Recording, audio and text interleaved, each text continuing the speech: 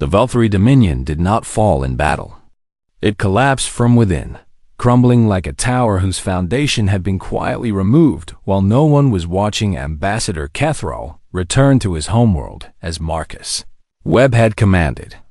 But he was not the same being who had left. The proud conqueror who had threatened human children on galactic broadcasts now flinched at shadows and whispered warnings to anyone who would listen. His eyes had the hollow look of someone who had seen too much truth. He stood before the Dominion's ruling council and told them what had happened. Told them about the black ships and the monsters in human form. Told them about the psychological conditioning and the neural interface and the long, bloody history of violence that the humans had shown him. He begged them to leave humanity alone, to never threaten their children again, to forget that the frontier worlds even existed. Some of the council members laughed at him, calling him a coward who had been broken by inferior enemies. They spoke of revenge and retaliation, of massive fleets that would crush the human worlds and make examples of their population. Kethral looked at those council members with something like pity. "You did not see what I saw," he said. "You do not understand what they are. The humans are not weak. They are restrained. There is a difference, and that difference will destroy anyone foolish enough to ignore it." The council dismissed his warnings and began planning their counterattack. But the plans never materialized. News of the battle at Nexus 7 spread across the galaxy faster than any fleet could travel, carried by traders and diplomats and refugees from the conquered worlds who had watched the mighty Valkyrie brought low by 15 human ships, the species that the Dominion had subjugated for generations, began to rise up, emboldened by the proof that their oppressors were not invincible. Rebellions sparked across all 12 conquered systems, and the Valkyrie military found itself fighting on a dozen fronts simultaneously, unable to concentrate its forces against humanity while its empire burned behind it. Within 6 months, the Dominion had lost half its territory. Within a year, the ruling council had been overthrown by reformists who promised to end the campaigns of conquest. Within 2 years, the Valkyrie had signed treaties with their former subjects and retreated to their original homeworld. Their dreams of galactic dominance reduced to ash, and through it all, Kethral wandered the streets of his capital city, telling anyone who would listen about the monsters in human form, about the unchained who slept beneath mountains and oceans waiting for someone to wake them. Most people thought he had gone mad, driven insane by his defeat. But some listened and remembered. The Galactic Coalition convened an emergency session to discuss the human situation. Their vast assembly chamber filled with representatives from hundreds of species, who had watched the battle at Nexus 7 with varying degrees of shock and concern.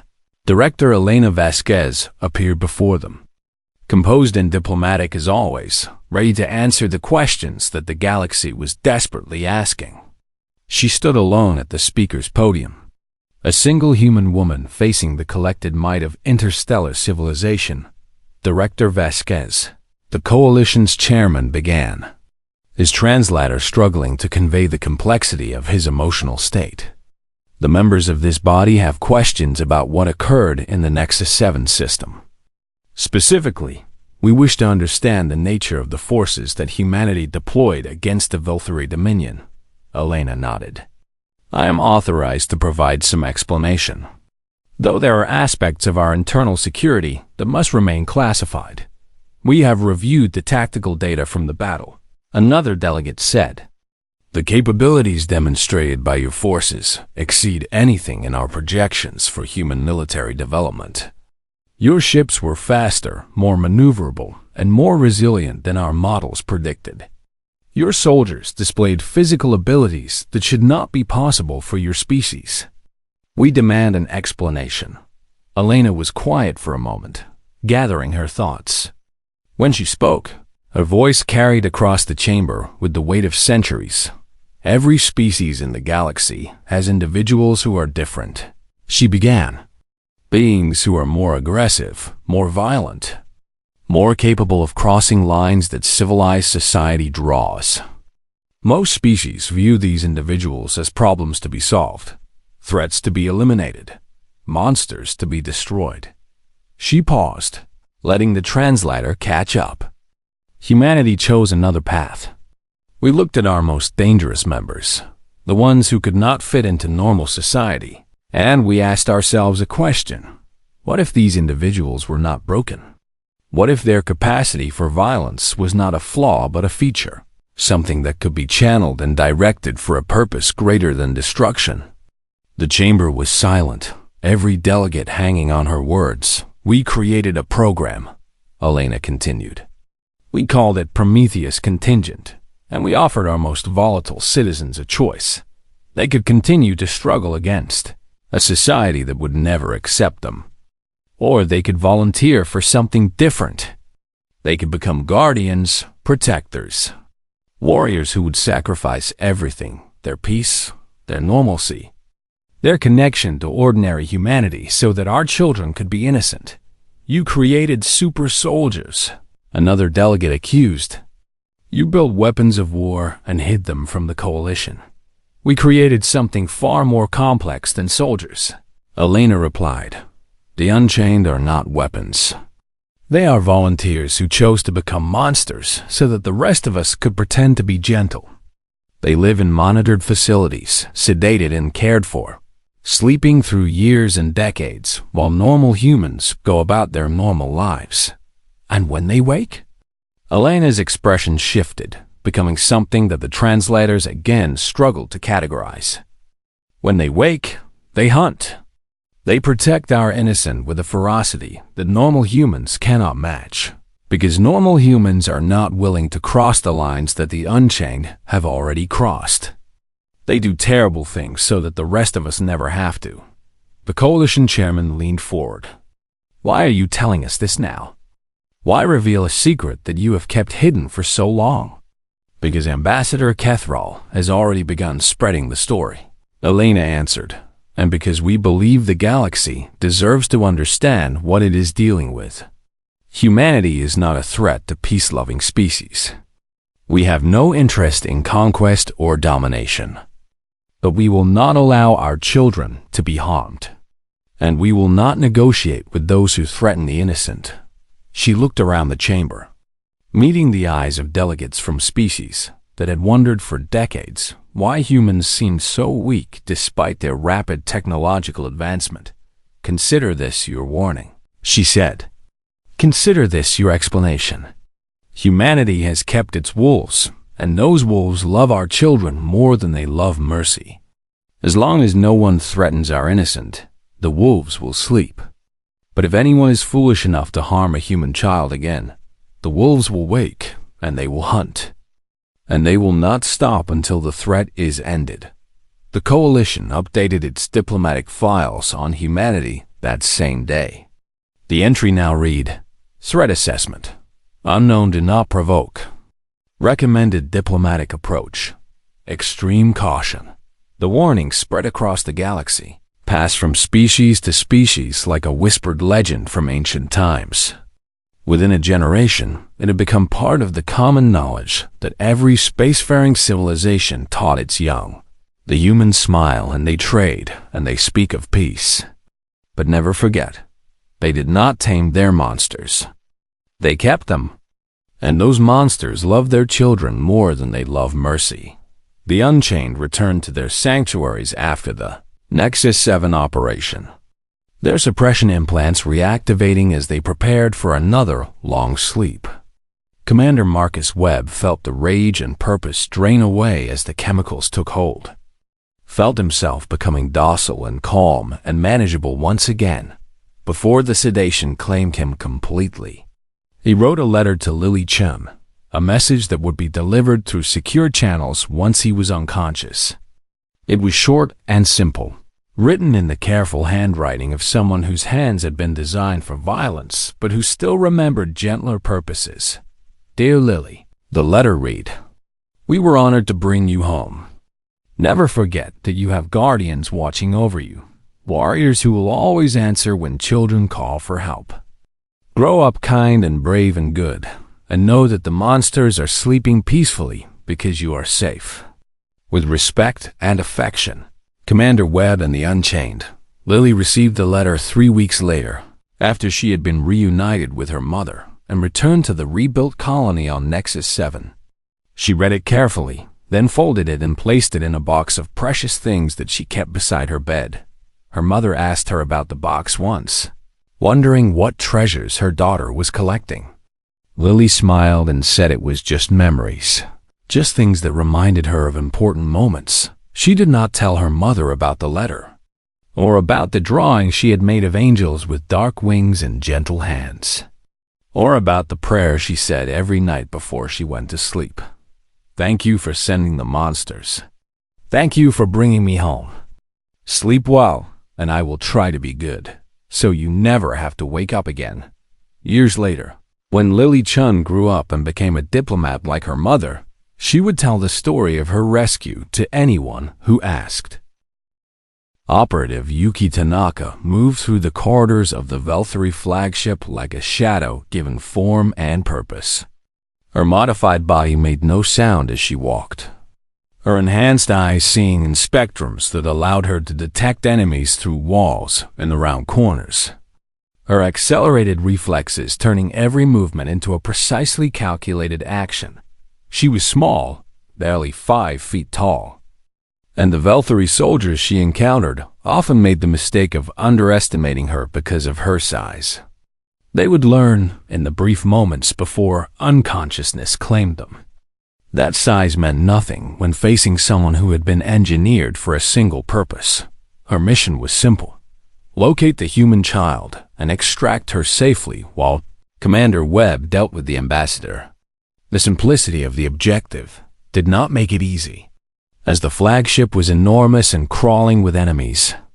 But Yuki had been trained to operate in conditions far worse than this. She had 3 other Unchained with her: Samuel Okonkwo, whose modified eyes could detect life signs through multiple decks of the ship; Maria Santos, whose tactical processing allowed her to predict guard rotations before they happened; and David Chen, whose voice could be used as either a weapon or a tool of comfort depending on what the situation required. They had breached the flagship through a maintenance port on its lower hull, cutting through armor plating that was supposed to be impenetrable and slipping inside before the internal sensors could register their presence. Now they were moving upward through the massive vessel, following Samuel's tracking toward a concentration of life signs that included one very small human.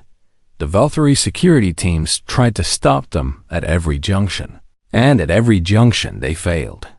Yuki took the lead, her compact frame slipping through defensive lines that had been designed to stop much larger attackers, her weapons finding gaps in armor that the Valkyrie engineers had thought were protected. She did not kill unless she had to. The mission parameters called for minimum fatalities among enemy personnel, partly for political reasons and partly because Commander Webb wanted survivors who could spread the story of what happened here. But she was not gentle either, leaving broken bones and shattered confidence in her wake. They reached the detention level after 12 minutes of constant movement, having neutralized 37 Valkyrie soldiers without a single alarm being raised. The cells stretched out before them. A cell stretched down, rows of energy barriers containing prisoners from a dozen different species that the Dominion had collected during its campaigns of conquest. Lily Chun was in the last cell on the right, sitting on a metal bench with her knees pulled up to her chest.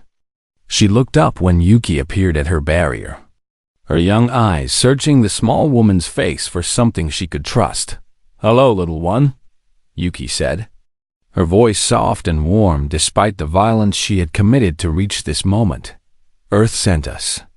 No one will ever hurt you again."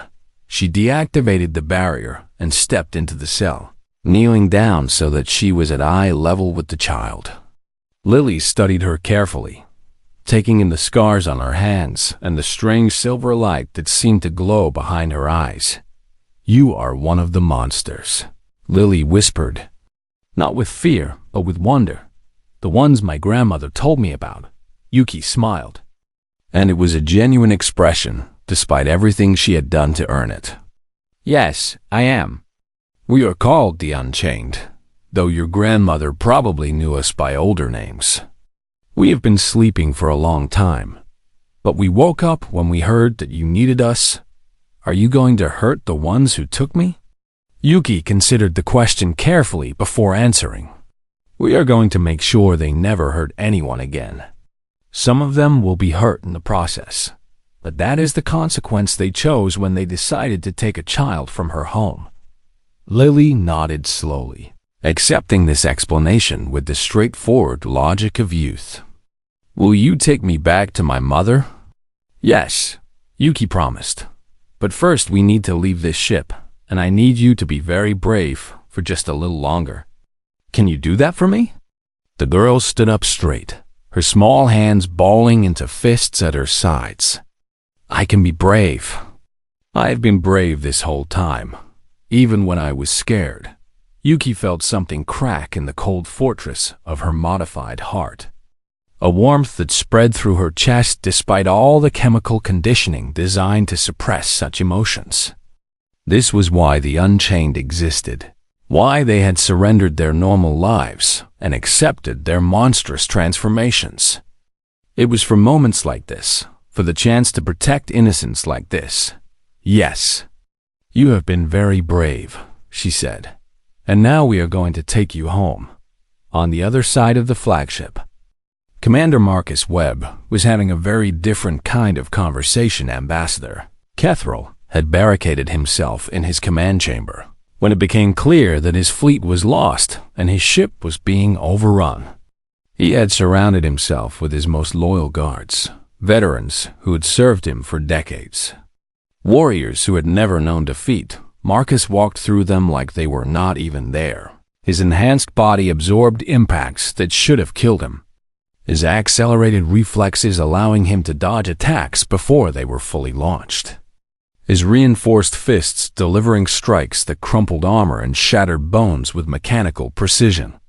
In less than a minute, he stood alone in the center of the chamber, surrounded by unconscious guards. Facing the ambassador who had started all of this, Kethril had backed himself against the far wall, his forearms raised in a defensive posture that would have intimidated any normal human. But Marcus Webb had not been a normal human for a very long time. Ambassador, Marcus said, his voice as calm and patient as it had been during his initial broadcast. We need to discuss what happens next. Stay back. Kethril shouted, his translator struggling to convey the panic in his voice. I am a representative of the Velthari Dominion. Any harm done to me will be considered an act of war against my entire species. Marcus tilted his head slightly, studying the alien the way a scientist might study an interesting specimen. You took a child from her home. You threatened to kill her if her people did not surrender. You broadcast her tears across the galaxy as a demonstration of your power. And now you expect diplomatic immunity to protect you from the consequences. The Dominion has conquered 12 systems. Kethril protested. We have never been defeated. Your 15 ships cannot threaten an empire. We did not come here to threaten your empire, Marcus replied. We came here for the girl. The political consequences of your actions will be determined by others, by diplomats and politicians who speak in the language of treaties and sanctions. But we are not diplomats, Ambassador. We are something else entirely. He stepped closer, and Kethril pressed himself harder against the wall. His scales turning pale with fear, he could no longer hide. The Galactic Coalition thinks humans are weak because we do not display our weapons openly. Marcus continued. They mistake our restraint for incapacity. But restraint is not the same as absence. We are not peaceful because we cannot be violent. We are peaceful because we know exactly what we are capable of. And we are terrified of ourselves. He reached out and placed one hand on Kethril's chest, not striking, just touching, establishing a connection that felt more threatening than any blow. "You made us stop being afraid," Marcus said. "That was your mistake." What followed was not torture in the traditional sense. Marcus did not break bones or tear flesh or cause physical damage that would leave visible scars. Instead, he did something far worse. He showed Kethrol the truth, using techniques developed over centuries of human psychological research, enhanced by technology that allowed direct neural interface. Marcus opened a window into the soul of humanity and forced the ambassador to look through it. He showed him the wars and genocides, the atrocities and massacres, the long bloody history of a species that had learned violence before it learned language. He showed him what humans did to their own kind. The concentration camps and killing fields, the systematic cruelty that needed no alien enemy to inspire it. He showed him the darkness that lived in every human heart, the capacity for evil that civilized society worked so hard to contain, and then he showed him the Unchained, the men and women who had taken that darkness and made it into a weapon, who had volunteered to become monsters so that normal humans could pretend to be gentle. He showed him the depths of their training and the extent of their modifications, the things they were capable of doing when their restraints were removed, when it was over. Kethrol collapsed to the floor, his mind struggling to process what he had witnessed. He had conquered worlds and dominated species, and believed himself to be among the most powerful beings in the galaxy. Now he understood that he had been playing with forces beyond his comprehension. "You will return to your homeworld," Marcus said, "and you will tell your people what you have seen. You will tell them that humanity has kept its wolves, and those wolves are watching. You will tell them that if anyone ever threatens our children again, we will not send diplomats and we will not negotiate terms. We will simply come, and we will not stop until the threat is ended." He turned and walked away, leaving the broken ambassador on the floor of his own command chamber. "And you will pray," Marcus added over his shoulder, "that your people are wise enough to listen." The first sign that something was wrong came from the Velthari patrol ships on the outer edge of the Nexus 7 system. They had been maintaining a standard perimeter, watching for any human rescue attempt with the casual confidence of a predator that knows it has no natural enemies. Then, one by one, they stopped responding to communications. The flagship sensor officer reported the disappearances with growing concern. "Ambassador, we have lost contact with patrol vessels 7 through 12. No distress signals, no debris fields, no indication of weapons fire. They are simply gone." Kethrol dismissed the report with a wave of his clawed hand. "Equipment malfunction or incompetent crews. Send another patrol to investigate." But the replacement patrol vanished as well, swallowed by the darkness between stars, without a single transmission to indicate what had happened to them. The sensor officer's scales had begun to pale, a Velthari sign of fear that he could not quite control across the galaxy. The Coalition's monitoring stations detected an anomaly emerging from slipspace near the Nexus 7 system. The readings were unlike anything in their databases. Ships that produced almost no emissions and moved in patterns that seemed to defy normal physics when visual confirmation finally came, transmitted by a Coalition observation drone that had been lucky enough to capture the image before being destroyed. The intelligence analysts who viewed it felt something they had never experienced when looking at human technology. They felt afraid. The fleet was small by galactic standards, only 15 vessels compared to the Velthari's 20. But size was not what made the analysts uncomfortable. It was the appearance of the ships themselves, the absolute blackness of their hulls that seemed to drink in light rather than reflect it, and the strange symbols carved into their armor that glowed with a faint, unsettling luminescence. The symbols were words, the analysts realized, passages written in dozens of human languages. Ancient text that spoke of vengeance and judgment and the terrible swift sword of righteousness. The ships had names painted on their prows in letters that seemed to burn against the darkness. Ragnarok, Nemesis, Seraphim, Azrael, Judgment. These were not names that peaceful traders gave to their vessels. These were names that spoke of endings and reckonings and the final moments. Before destruction, the Valkyrie fleet detected the approaching ships and moved to intercept, their commanders laughing at the small size of the human force. 20 against 15 seemed like easy odds, especially when the humans had shown no evidence of advanced military technology in any previous encounter. Catherall ordered his communications officer to open the channel. He wanted to mock these fools before he destroyed them. Wanted to make clear that their pathetic rescue attempt would only result in more human deaths.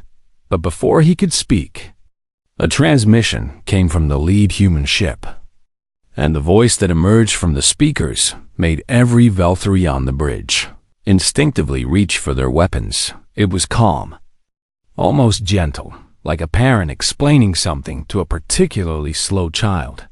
This is Commander Marcus Webb of the HSS Judgment, speaking to the Valkyrie fleet and to any coalition observers who may be monitoring this system. I have been authorized by the people of Earth to deliver a message. Catherall found his voice. You have 15 ships against our 20 human. Your message means nothing. Surrender now, and I may let some of you live. I did not ask for your commentary. Marcus replied, his tone unchanged. I was instructed to deliver a message, and I will do so. Please do not interrupt again. The casual dismissal stunned Catherall into silence. No one had ever spoken to a Valkyrie ambassador with such complete disregard for his authority. Marcus continued. Every species in the galaxy has individuals who are different from the norm. Beings who are more aggressive, more violent, more willing to cross lines that civilized society draws. Most species try to eliminate these individuals, executing them or imprisoning them or driving them to the margins of society where they can do no harm. He paused, and when he spoke again, his voice carried a weight that seemed to press against the minds of everyone listening. Humanity chose a different path. We looked at our monsters, our wolves, our angels of destruction, and we made them a promise. We said to them, you are not broken. You are not evil. You are the guardians of our children, the protectors of our innocent. Sleep in honored rest, and we will feed you, house you, care for you. But if our children are ever threatened, if the innocent are ever harmed, you will wake, and you will hunt. And you will not stop until the threat is ended. Catherall's claws dug into the arms of his command chair. This is meaningless posturing. You cannot frighten us with words. I am not trying to frighten you, Marcus said. And something in his voice made that statement sound like the most terrifying thing he had said yet. I am explaining what you have awakened so that the historical record is clear. You took a child, Ambassador. You should have studied our mythology more carefully. You should have learned what happens when you harm the young of a species that kept its wolves. The Valkyrie High Commander, a veteran of 30 campaigns who had never lost a battle, stepped forward and gave the order to attack. His voice was steady, but his hands were shaking slightly in a way he could not explain. The 20 Valkyrie warships opened fire with everything they had, filling the space between the fleets with enough destructive energy to crack a small moon. Their targeting systems were locked onto the human vessels, their weapons calibrated for maximum devastation. The black ships did not attempt to dodge. They flew directly into the storm of fire, their hulls absorbing impacts that should have torn them apart. Their navigation seemingly unaffected by explosions that would have crippled any other vessel in the galaxy. Then they began to return fire. And the Valkyrie learned what human monsters look like when they stop pretending. The first Valkyrie ship lost its engines in a precision strike that should have been impossible at that range. The second lost its weapon systems to a beam that cut through its shields like they were not even there. The third, fourth, and fifth were disabled so quickly that their crews did not have time to understand what was happening before their power went dark. The human ships moved in patterns that no tactical computer could predict, coordinating without any detectable communication, flowing around the Valkyrie formation like water around stones. They did not destroy their enemies, they crippled them, leaving them drifting and helpless but alive, and then the boarding actions began. Small craft launched from the human vessels, sleek and black like their motherships, carrying teams of figures in armor that seemed to drink in light. They breached the disabled Valkyrie ships with cutting tools that tore through reinforced hulls in seconds. And what happened after they got inside would become the subject of nightmares for generations. The Valkyrie soldiers were trained from birth for combat. They were larger than humans, stronger than humans, equipped with weapons and armor designed by a species that had spent millennia perfecting the art of war. They should have been able to stop the boarders easily. They could not even slow them down. The humans moved through the corridors like ghosts made of violence, their weapons firing with perfect accuracy, their bodies twisting around defensive fire that should have torn them apart. They did not shout or scream or show any emotion at all, just moved and killed and moved again with the mechanical efficiency of a natural disaster on the Valkyrie flagship. Cathrall watched the battle reports scroll across his screens and felt something he had never experienced in his entire career of conquest and domination. He felt hunted. His fleet was being systematically dismantled, not destroyed but disabled, as if the humans wanted to leave survivors who could tell the story of what had happened here. His soldiers were being overwhelmed by enemies who should not have been able to match them in physical combat.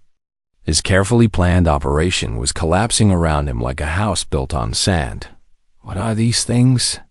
His tactical officer whispered, staring at footage of a small human female cutting through a squad of Valkyrie Marines like a blade through soft fruit. Cathrall had no answer. These were not the peaceful traders and gentle diplomats that the intelligence reports had described. These were something else, something that humanity had hidden from the galaxy, something terrible and ancient and utterly without mercy. The girl's words echoed in his mind. They come to bring us home, and they destroy everything that stands in their way.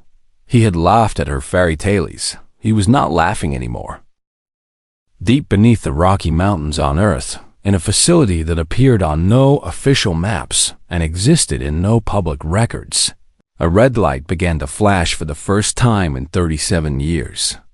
The light was connected to a protocol called Prometheus Contingent, and fewer than 200 people in all of human civilization knew what that protocol meant. The facility was called the Sanctuary, though the people who lived there had another name for it.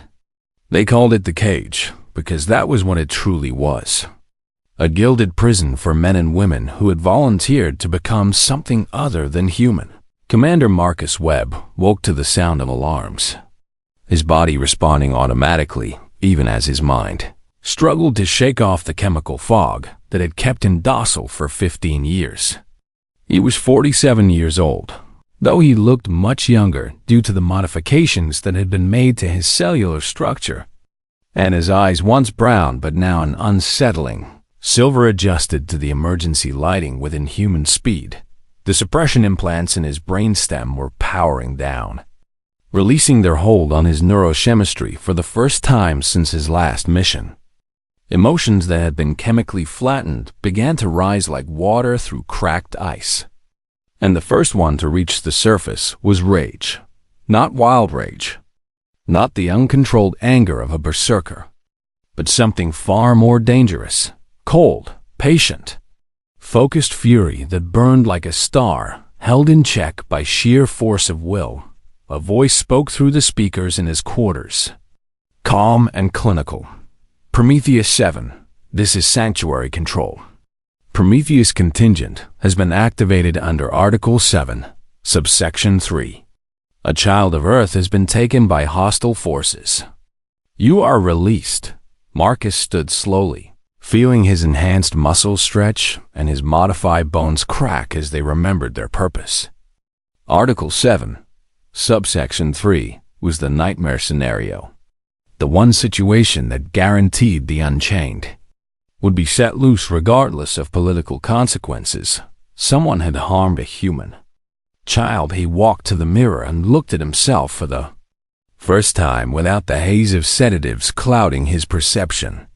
His body was covered in faint scars, souvenirs from the surgeries that had transformed him from an ordinary special forces soldier into something that made ordinary special forces look like children playing with toys. His bones had been reinforced with carbon lattice structures that made them nearly unbreakable.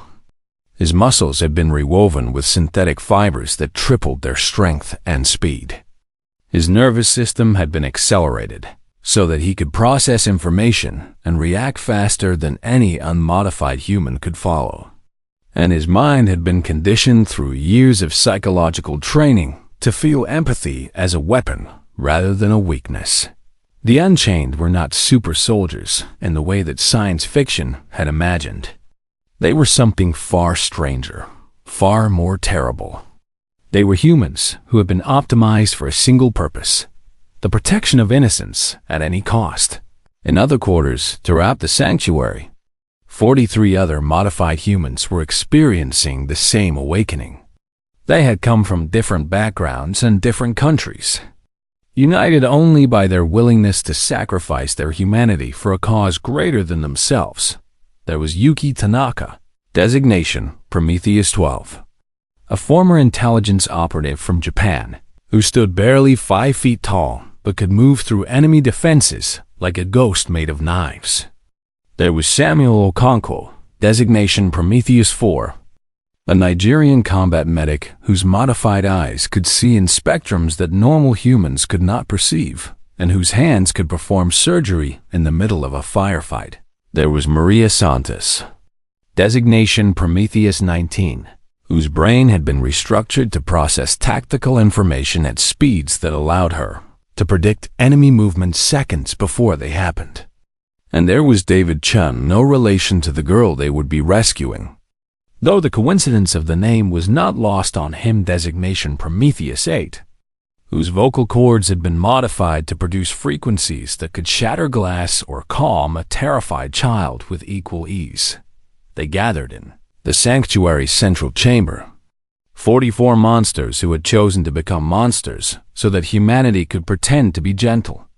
They wore no uniforms because they had no official existence, and they carried no identification because they had surrendered their identities when they volunteered. Marcus looked at his brothers and sisters, at the men and women who had lived in this underground cage for years and decades, waiting for a call they hoped would never come. He saw the same cold fire in their eyes that burned in his own. "You have all been briefed," he said, his voice steady despite the emotions churning beneath his surface. "The Valkyrie Dominion has taken an 8-year-old girl named Lily Chun from the colony on Nexus 7. They believe they can use her as leverage to force humanity to surrender 3 frontier worlds. They have 20 warships in orbit around the colony, and their ambassador has threatened to kill the child if we do not comply." Yuki stepped forward, her small frame somehow radiating menace despite her size. "What are our rules of engagement, Commander?" Marcus smiled, and it was not a pleasant expression. "The Council has authorized full release. No restrictions on methods or collateral damage to enemy forces. Our only constraint is the safety of the girl and the civilian population of Nexus 7. The Unchained absorbed this information without visible reaction, but Marcus could feel the shift in the room. Full release meant they could use everything, every technique and every weapon and every psychological operation they had been trained for. It meant the Valkyrie had made humanity angry enough to stop pretending. "Our fleet is being prepared," Marcus continued. "We deploy in 6 hours. The Dominion believes they are dealing with a species of peaceful traders. They have no idea what is coming." In another part of the facility, technicians were activating ships that had been kept in storage since the last time the Unchained had been released. These were not normal military vessels with standard weapons and conventional drives. These were something else entirely. The ships were matte black, designed to absorb sensor emissions rather than reflect them. Their hulls were covered in ancient text from human religious traditions, passages about judgment and vengeance, and the protection of the innocent. They had names like Ragnarok and Nemesis and Seraphim, names chosen to remind their crews why they existed. The flagship was called the HSS Judgment, and it was Marcus's home away from home. He had commanded it during 3 previous operations. Actions so classified that even the governments of Earth did not have complete records of what had happened. Meanwhile, aboard the Valkyrie flagship in orbit around Nexus 7, Ambassador Kethril was growing impatient. The humans had been silent for nearly 12 hours now, and their refusal to negotiate or surrender was beginning to irritate him. He ordered Lily brought to him so that he could broadcast another message, this time with a more direct threat. His soldiers dragged the small girl into his command chamber, expecting her to cry and beg, as she had when they first captured her. But something had changed in Lily during the long hours of her captivity. She had run out of tears, and in the emptiness that followed, she had remembered something important. She had remembered her grandmother's stories, when Kethril demanded that she cry for the cameras, demanded that she beg her people to save her. Lily looked up at him with eyes that held no fear. "My grandmother told me about you," she said. Her voice small but steady. Kethril laughed at the audacity of this tiny creature. "Your grandmother knows nothing of the Valkyrie Dominion."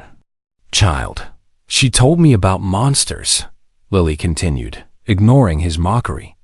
"She told me that there are monsters everywhere in the galaxy, creatures that hurt people and take things that are not theirs. But she also told me that humans have our own monsters, special ones that watch over children." The ambassador's laughter faded slightly. "Your grandmother told you fairy tales to help you sleep. There are no human monsters, child. Your species is too weak and too soft to produce anything that could threaten us." Lily shook her head slowly. She said the monsters sleep most of the time, hidden away where no one can find them. She said they sleep because they are too scary to stay awake, too dangerous to walk among normal people. But she also said that if anything ever happened to me, they would wake up. Kethril felt a strange sensation in his chest, something he did not recognize because he had never experienced it before. It was the first faint tremor of doubt. "And what happens when these imaginary monsters wake up?" he asked, his voice no longer quite as confident as it had been. Lily looked at him with ancient wisdom in her young eyes, the kind of wisdom that children sometimes possess when they speak truths that adults have forgotten. "They come to bring us home," she whispered, "and they destroy everything that stands in their way." Kethril dismissed her words and sent her back to her cell. But the strange feeling in his chest did not go away. For the first time in his long career of conquest and intimidation, the Valkyrie ambassador wondered if he had made a mistake. The Galactic Coalition had watched humanity for nearly a century, and in all that time, they had never been impressed by what they saw. The humans were small creatures with soft skin and no natural weapons, lacking claws or fangs or venom or any of the biological advantages that other species possessed. And their lifespans were laughably short compared to the elder races, who measured their years in centuries rather than decades. The Coalition's Scientific Council had classified Earth as a Level 3 civilization, which meant they were advanced enough to travel between stars, but not powerful enough to matter in the grand politics of the galaxy. They were traders and explorers, diplomats and dreamers, and they spoke constantly of peace and cooperation in ways that made the predator species laugh behind closed doors. Ambassador Kethril of the Valkyrie Dominion was one of those who laughed the loudest, for his species had conquered 12 star systems through violence and intimidation, and they saw weakness the way a shark sees blood in the water. The Valkyrie were tall and muscular, covered in thick scales that could stop most projectile weapons, and their forearms ended in claws that could tear through metal like paper. When the Dominion's War Council decided to expand into human territory, Kethral volunteered to handle the negotiations personally, knowing that what they called negotiation was really just a polite word for conquest. He traveled to the human colony on Nexus 7, a small world on the edge of human space, where approximately 50,000 colonists had built their homes and raised their families. The colony was beautiful in a fragile way, with white buildings and green parks and schools where children played without fear.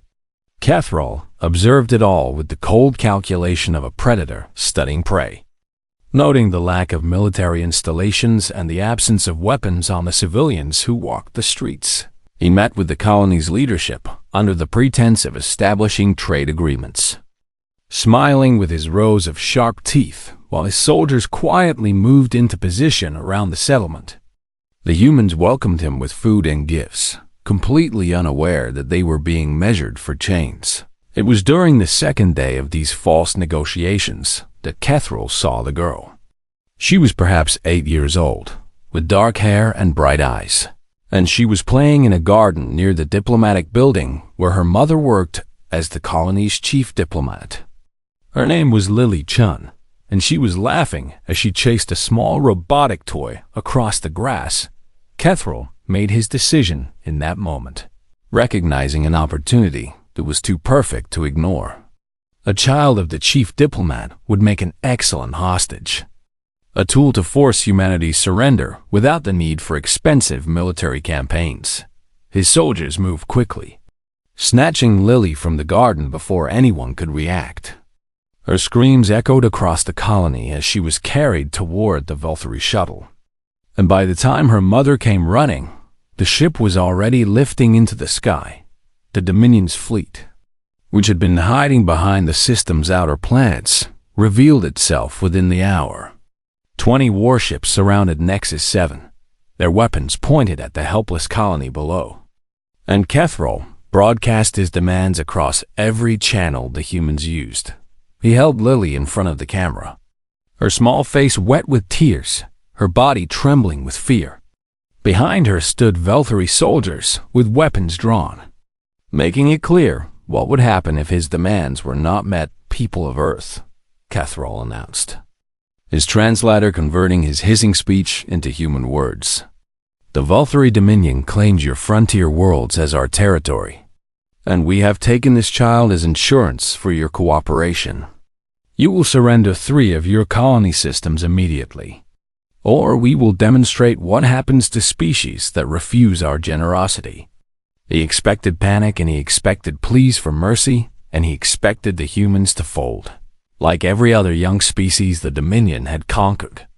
That was how it always worked, because civilized peoples valued their children above pride. And threatening the innocent was the fastest path to victory. The response from Earth was not what he expected for 6 hours. There was only silence. No frantic messages, no desperate negotiations, no offers of surrender. The humans simply stopped communicating entirely, and their ships across the galaxy went dark as if someone had thrown a switch. The Galactic Coalition watched with confused interest, their diplomats and analysts trying to understand what humanity was doing. Some theorized that the humans were simply paralyzed with fear, unable to process the threat to one of their young. Others suggested that they were preparing to surrender and simply needed time to accept their defeat. Then, exactly 6 hours and 12 minutes after Kethral's broadcast, a single transmission came from Earth. The woman who appeared on screen was named Elena Vasquez, and she served as humanity's ambassador to the Galactic Coalition. She was middle-aged with silver streaks in her dark hair, and her face showed an expression that the alien translation systems could not properly categorize. She did not look afraid. She did not look angry. She looked like something else entirely, something that the translator AI had no reference for, something that made several coalition diplomats feel suddenly uncomfortable without understanding why Ambassador Kethral she said, her voice calm and steady. "The people of Earth have received your message, and we have discussed our response." Cathrall smiled, believing that victory was at hand. "Then you accept our terms and will surrender your worlds peacefully, yes?" Elena Vasquez did not smile back. Instead, she tilted her head slightly, studying him through the screen as if he were an insect she had found crawling across her floor. "No," she said simply. "We do not accept your terms." Cathrall's smile faded. "Then the child dies and your colony burns. And we will take your worlds anyway." "Perhaps," Elena replied. "But I have been asked to deliver a message to you, Ambassador, and I suggest you listen carefully, because these words come not from our government, not from our military, but from something much older." She paused, and when she spoke again, her voice carried a weight that made even veteran warriors feel a chill run down their spines. "You have awakened what should have slept." The transmission ended, leaving Cathrall staring at a blank screen. He laughed nervously and dismissed her words as empty posturing, the desperate bluff of a weak species facing inevitable defeat around him. His officers laughed as well, mocking the humans for their foolish defiance. They had no idea what was coming. They had no understanding of what those 7 words truly meant across the galaxy. The Coalition's most experienced diplomats exchanged worried glances. They had studied humanity for decades, cataloging their history and culture and psychology. And something about Elena Vasquez's expression had triggered warnings in their minds. The humans were not acting like a species that had been defeated. They were acting like a species that had made a decision, a terrible and final decision that could not be taken back in the dark spaces between stars. Ancient engines that had been cold for decades began to warm. In bunkers buried beneath mountains and oceans, doors that had been sealed for years began to open. In monitored chambers where modified humans had slept in chemical peace, alarms began to sound humanity had kept a secret from the galaxy, a secret so terrible that they had hidden it even from themselves. But now that secret was waking up, and the Velthury Dominion had no idea what they had unleashed. Lily Chan sat in her cell aboard the Velthury flagship, her tears finally drying as exhaustion overtook her fear. She thought about her grandmother, who had told her stories before bed. Stories about monsters and heroes and the things that lurked in the darkness. Her grandmother had always said that humans had their own monsters, special ones that watched over children while they slept. Lily had thought they were just fairy tales, just stories to make her feel safe. She was about to discover that some fairy tales were true.